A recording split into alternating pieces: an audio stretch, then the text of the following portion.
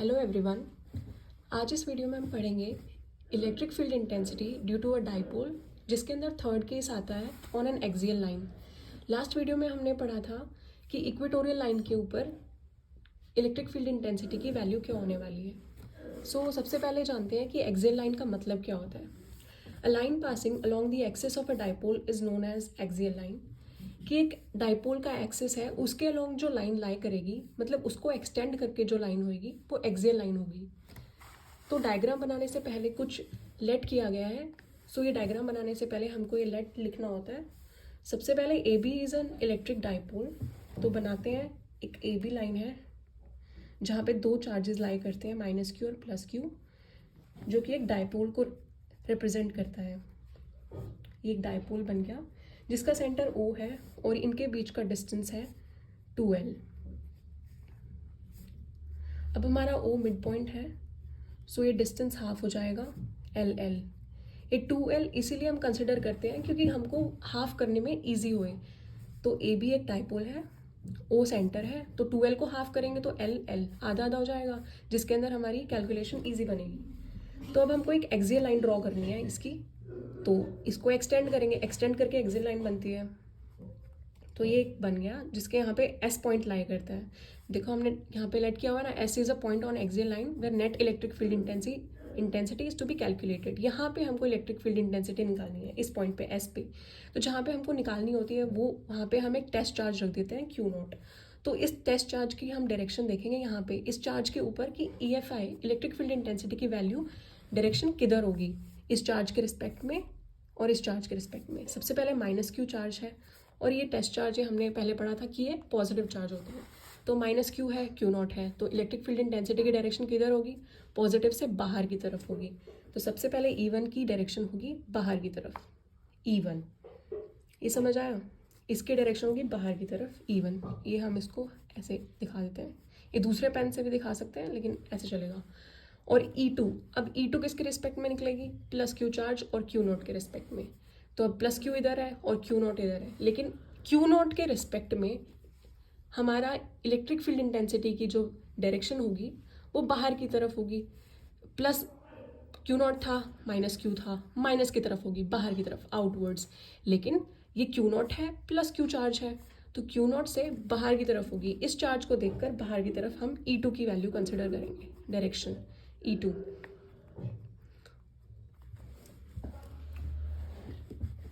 फिर उसके बाद हम इसका फॉर्मूला लिखेंगे, electric field intensity due to -q charge. तो सबसे पहले ये बना के उसके बाद एक जो हमने पहले फॉर्मूला पढ़ा हुआ है वो फॉर्मूला लिख देंगे। E1 is equals to magnitude of Q divided by 4πε0 AS का स्क्वायर, मतलब AS यहाँ से यहाँ तक का डिस्टेंस, क्योंकि -q चार्ज की वजह से ले रहे हैं तो डिस्टेंस बिटवीन टू चार्जेस। अब हमको पता है A से B तक का डिस्टेंस तो 2l है, लेकिन हमें चाहिए AS तक का डिस्टेंस। तो इसके लिए हम O से पॉइंट O, जो कि इसका मिड पॉइंट था, वहाँ से लेके S तक इस डिस्टेंस को ये साइड में लिख देंगे। OS की वैल्यू हम R कंसिडर कर लेंगे ताकि हमारी कैलकुलेशन ईजी हो जाए। तो OS से लेके डिस्टेंस S तक R है, तो फिर A से लेके S तक का डिस्टेंस क्या बनेगा, इतना तो R है, साथ में ये L मिल जाएगा, तो L प्लस R, ये डिस्टेंस समझ आया, इतना डिस्टेंस L प्लस R हो जाएगा। लेकिन B से लेके और S तक का डिस्टेंस कितना बचेगा, ये डिस्टेंस R है, ये डिस्टेंस L है, तो ये डिस्टेंस कितना होगा, L R, ये डिस्टेंस कितना बचा, R बड़ा है L छोटा है, ये डिस्टेंस कितना बच गया, R माइनस L। तो ये डिस्टेंस कितना बचेगा B से लेके यहाँ तक, R माइनस L। ये चीज़ें यहाँ पे थोड़ा कंजस्टेड हो गया, तो इसलिए हम यहाँ पे लिख देते हैं AS is equals to R plus L और BS is equals to R minus L। ये थोड़ा खुला खुला बनाएंगे तो थोड़ा अच्छा समझ आएगा। साथ में हमने इधर वेक्टर साइन लिया है, तो इसके साथ हमको इसकी डायरेक्शन लिखना भी ज़रूरी है। तो इसकी डायरेक्शन किधर होगी, E1 की डायरेक्शन इधर की तरफ है, बाहर की तरफ। तो SB along SA along SA। अब हम लिखेंगे इलेक्ट्रिक फील्ड इंटेंसिटी सबसे पहले ए एस को खोल के लिख लेते हैं क्योंकि हमें अब ए एस की वैल्यू पता लग गई है 4 पाई एप्सिलॉन नॉट, तो ए एस की value R plus L whole square long S A. उसके बाद निकालेंगे electric field intensity due to plus Q charge. Dipole के अंदर दो चार्जेस होते हैं, माइनस क्यू प्लस क्यू। तो सबसे पहले निकालेंगे माइनस क्यू की वजह से निकाल लिया हमने, अब प्लस क्यू की वजह से निकालेंगे। तो ये है E2 की वैल्यू, E2 is equals to magnitude of Q. Same formula चलता है ई का, जनरल फॉर्मूला याद होना चाहिए, K Q divided by R square, distance between the two charges. तो के की वैल्यू 1/4 पाई एप्सिलॉन नॉट होती है, वो यहाँ पे खोल के लिखा हुआ है, तो सेम इधर चलेगा 4 pi epsilon naught B S का होल स्क्वायर। साथ में डायरेक्शन लिखना ज़रूरी है क्योंकि इधर वेक्टर का साइन है अलोंग। इसकी डायरेक्शन अब किधर होगी, E2 की डायरेक्शन किधर है, बाहर की तरफ है, अलोंग बी एस, इधर बी एस इस तरफ। अब हम नेट इफेक्ट निकालेंगे, net electric field intensity at S, क्योंकि हमारा लास्ट मोटिव यही था ना कि एस के ऊपर जो हमारा नेट इंटेंसिटी निकालनी थी, नेट फील्ड इंटेंसिटी निकालनी थी। तो डायरेक्शन E2 की इधर है, E1 की इधर है, तो नेट क्या आएगा, ऑपोजिट डायरेक्शन, तो आपस में माइनस हो जाएगी। Is equals to E2 minus E1। E की वैल्यू ये आई है कि E1 और E2 की डायरेक्शन ऑपोजिट है, लेकिन E2 माइनस E1 क्यों हुआ, E1 माइनस E2 भी तो हो सकता था, आपस में दोनों है ना पॉजिटिव ऑपोजिट।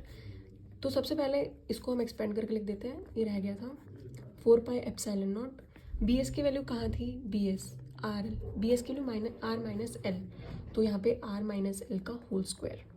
तो हाँ E2 माइनस E1 है, E1 माइनस E2 भी हो सकता था, तो इसके पीछे रीज़न ये होता है, E1 की वैल्यू है Q upon 4 pi epsilon naught R plus L whole square, और इसके अंदर mod of Q divided by, ये ऑलमोस्ट सारी चीज़ें सेम है, डिफरेंस सिर्फ आर प्लस एल टर्म का और आर माइनस एल टर्म का डिफरेंस है।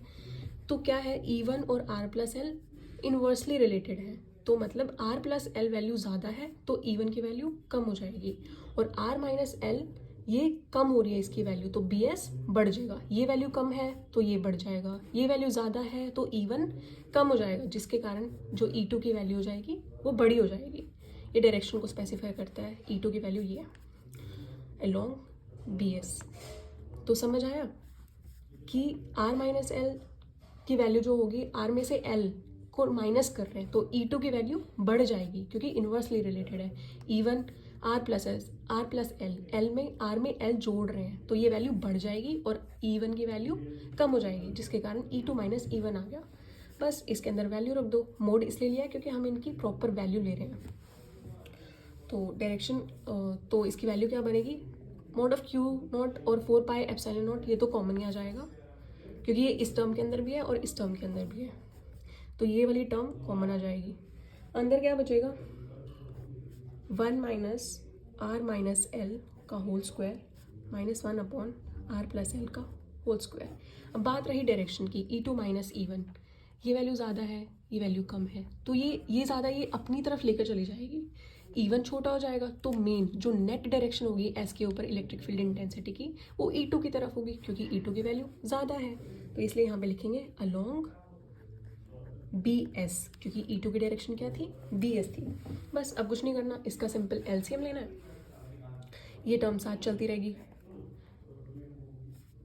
अब टर्म लेंगे इसका minus R L, R minus L, R plus S L, इसका LCM बनेगा R square minus L square का होल स्क्वायर। कैसे बनेगा, इसमें से ले लिया आर माइनस एल, LCM ले लिया आर प्लस एल, आइडेंटिटी क्या होती है, identity R minus L R plus L R square minus L square, ये फॉर्मूला होता है, एल्जेब्रिक फॉर्मूला होता है। तो ये ले लिया इसका होल स्क्वायर, तो यहाँ से LCM क्या बना,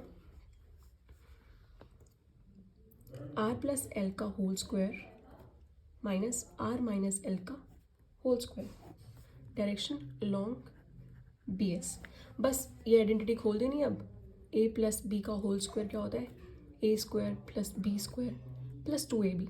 ये सिंपल 10th स्टैंडर्ड की एल्जेब्रिक आइडेंटिटीज़ है, कुछ नहीं करना। अब सिंपल इसको यहाँ पे लिख देना, ये तो साथ चलता ही रहा, 4 pi epsilon naught R square plus L square plus 2RL, ऐसे ही सेम माइनस इधर कॉमन ले लेंगे, R square plus L square minus 2RL,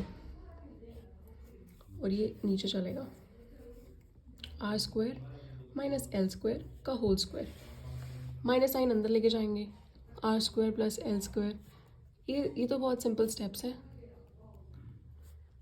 तो ये माइनस माइनस जाके प्लस हो जाएगा 2RL, और ये सब सेम।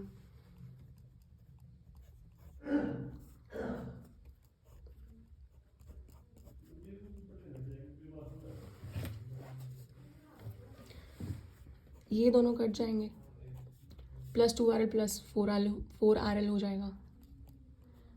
सिंपल कैलकुलेशन है ये, और कुछ नहीं है। तो यहाँ पे क्या वैल्यू बनेगी 4RL। प्लीज़ ये साथ में डायरेक्शन लिखते जाना, मेरी तरफ भूल मत जाना, अलॉन्ग BS 4RL, और डिनोमिनेटर तो सेम ही चलता है, माइनस एल स्क्वायर का होल स्क्वायर, डायरेक्शन सेम चलती रहेगी। अब हमने इलेक्ट्रिक डाइपोल मोमेंट की वैल्यू क्या पढ़ी थी, Q, इलेक्ट्रिक डाइपोल मोमेंट की वैल्यू क्या थी Q2L। ये हमारी इलेक्ट्रिक डाइपोल मोमेंट का फॉर्मूला होता है। तो यहाँ से हम इसको खोलते हैं, इसके यहाँ से हमें वैल्यू बनानी है ताकि हम इसके अंदर वैल्यू डाल पाएँ। तो E is equals to P2R, इसको हम क्या लिखेंगे 2R और 2L, 4 को हम लिख सकते हैं 2R 2L, हो गया। और ये Q साथ में चल रहा है, Q और 2L, इसकी जगह हमने लिख दिया P, और 2R साथ में आ गया। समझ आया? ये होती है इलेक्ट्रिक डाइपोल मोमेंट की वैल्यू होती है, ये हमने लास्ट सेशन में पढ़ा था। तो इसकी वैल्यू हम यहाँ से देखेंगे, यहाँ से हमको 4 को एक्सपेंड करना है 2 × 2 में, ठीक है। उसके बाद हमको डाइपोल मोमेंट का फॉर्मूला बनाना है, मॉड ऑफ Q 2L ये होता है। तो यहाँ से इन दोनों की वैल्यू लेंगे, इसकी जगह P रख देंगे, और 2R एज इट इज़ आ जाएगा। नीचे 4πε0 R square minus L square, और अलॉन्ग SN BS, जब तक ये इसके ऊपर वेक्टर रहेगा तब तक साथ में डायरेक्शन होनी चाहिए। ये आगे समझ, बस ये इतना ही था। हमारी नेट वैल्यू आ गई है S के ऊपर इलेक्ट्रिक फील्ड इंटेंसिटी की। सिंपल ये इतनी वैल्यू निकालनी है, सारा सेम ये प्रोसीजर करना है, सिंपल सारे स्टेप्स फॉलो करने हैं, डायरेक्शन साथ में लिखते रहना है, और यहाँ पे आके सिंपल एल्जेब्रिक आइडेंटिटीज़ लगा के चीज़ों को एक्सपेंड करना है, और ये P के वैल्यू लास्ट में ध्यान रखना है। उसके बाद हमने नेट यहाँ पे निकाली है E की वैल्यू। इसके अंदर कुछ स्पेशल केसेस आ जाते हैं, स्पेशल केस आ जाता है कि अगर हम सिंपल डाइपोल की जगह शॉर्ट डाइपोल लें तो, फर्स्ट पॉइंट है ये, शॉर्ट डाइपोल लेते हैं। शॉर्ट डाइपोल में हमेशा याद रखना है कि एक कंडीशन होती है कि हमारा जो L होता है वो R से छोटा होता है। शॉर्ट डाइपोल की ये कंडीशन होती है। तो इसके लिए हम L की वैल्यू ये बहुत छोटी रहती है इससे, तो जिसके कारण हमारा क्या बनता है, तो ये कंडीशन याद रखते हैं। तो for a short dipole electric field intensity on an axial line is twice that on a equatorial line. जो हमारी एक्सियल लाइन की जो वैल्यू होती है वो इक्वेटोरियल लाइन से ट्वाइस होती है। ये अब हम प्रूव करते हैं। तो शॉर्ट डाइपोल के लिए L लेस देन R, तो जिसके कारण L स्क्वायर बहुत छोटा हो गया, L स्क्वायर बहुत छोटा हो गया, तो L स्क्वायर की वैल्यू ऑलमोस्ट ज़ीरो हो गई। R से तो बहुत छोटा हो गया ना, तो R बहुत बड़ा हो गया, L स्क्वायर बहुत छोटा हो गया, तो इसके रिस्पेक्ट में L बहुत ही छोटा है, तो इसलिए L हमने 0 के बराबर मान लिया है। तो यहाँ से E की वैल्यू आई, ये सिंपल इसी में इसको ही हमें शॉर्ट डाइपोल की वैल्यू बनाना है इसके अंदर। तो E is equals to P2R divided by 4πε0, और यहाँ पे क्या बन जाएगा, ये एक स्क्वायर भी था यहाँ पे, तो R की पावर 4 बन जाएगा, क्योंकि 0 वैल्यू यहाँ पे डाल दो, R की पावर 4, एक R इधर है, R की पावर 4 है, एक R से एक R कट जाएगा, P2 R कट गया, 2 डिवाइडेड बाय 4πε0 R की पावर 3। तो ये थोड़ा तमीज़ से लिखते हैं इसको, 2P डिवाइडेड बाय 4πε0 R³। तो यहाँ से हमें और क्या रिजल्ट मिलता है, जो हमारा E है, so this is inversely proportional to third power of R, that is E axial is equals to twice of E equatorial. Equatorial के केस में हमने E इक्वेटोरियल निकाला था जिसकी वैल्यू आई थी E is equals to P divided by 4 pi epsilon naught R cube. ये short dipole के लिए किया था, उधर भी हमने जिसके अंदर L very very short than R होगा. तो इसके अंदर ये हमारी एक्सियल में आई थी, इक्वेटोरियल में आई थी ये वैल्यू. तो ये वैल्यू यहाँ पे हमने पुट कर दी E इक्वेटोरियल, ये वैल्यू यहाँ डाल दी इक्वेटोरियल. और ये हमारी E एक्सियल निकाल रहे हैं हम, E axial is equals to twice of E equatorial. ठीक है, ये हमने प्रूव करके दिखा दिया है. इसके बाद कुछ रिजल्ट है कि एक्सियल लाइन के ऊपर जो इलेक्ट्रिक फील्ड इंटेंसिटी और डाइपोल मोमेंट की वैल्यू होगी वो दोनों पैरेलल होंगे. कि हमने एक्सियल लाइन के अंदर दोनों की वैल्यू पैरेलल थी, जैसे हम यहाँ पे देख सकते हैं कि हमारी E की वैल्यू ये इधर है और हमारी डाइपोल मोमेंट की वैल्यू क्या होती थी, डाइपोल माइनस क्यू से प्लस क्यू की तरफ. डाइपोल मोमेंट की डायरेक्शन होती है माइनस क्यू से प्लस क्यू की तरफ. और इसकी जो नेट वैल्यू, जो हमारा नेट E निकला है, उसकी डायरेक्शन भी इधर है. तो माइनस क्यू से प्लस क्यू डाइपोल मोमेंट की डायरेक्शन हो गई और इधर इलेक्ट्रिक फील्ड इंटेंसिटी की डायरेक्शन भी E की तरफ है. तो जिसके कारण both are in same direction, that means they are parallel to each other. So इनके बीच का जो एंगल होगा, किनके बीच का, इलेक्ट्रिक फील्ड इंटेंसिटी और डाइपोल मोमेंट के बीच का जो एंगल होगा उसको फाई बोलते हैं, जिसकी वैल्यू होगी 0 डिग्री. क्योंकि ये एक दूसरे की तरफ ही इनकी डायरेक्शन है ना, पैरेलल है. पैरेलल में phi is equals to 0 degree होता है. तो लास्ट सेशन में आपको याद होगा कि इक्वेटोरियल लाइन के अंदर जो इलेक्ट्रिक फील्ड इंटेंसिटी और डाइपोल मोमेंट होंगे वो एंटी पैरेलल होते हैं. एंटी पैरेलल मतलब 180 डिग्री का उनके अंदर डिफरेंस होता है फाई. मतलब अगर इलेक्ट्रिक फील्ड इंटेंसिटी की डायरेक्शन इधर है तो हमारी डाइपोल मोमेंट की डायरेक्शन इससे ऑपोजिट होगी और वाइस वर्सा. तो इसके अंदर यही है, सबसे पहले हमें ये ड्रॉ करना है, सबसे पहले हमें डायग्राम ड्रॉ करना है और लेट लिखना बहुत ज़्यादा ज़रूरी है.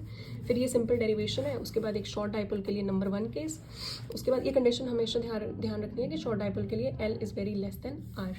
उसके बाद ये पॉइंट लिख दिया, E axial twice of E equatorial prove करना है. उसके बाद ये फाई की वैल्यू बता देनी है. तो बस इस डेरिवेशन के अंदर इतना ही था. Thank you.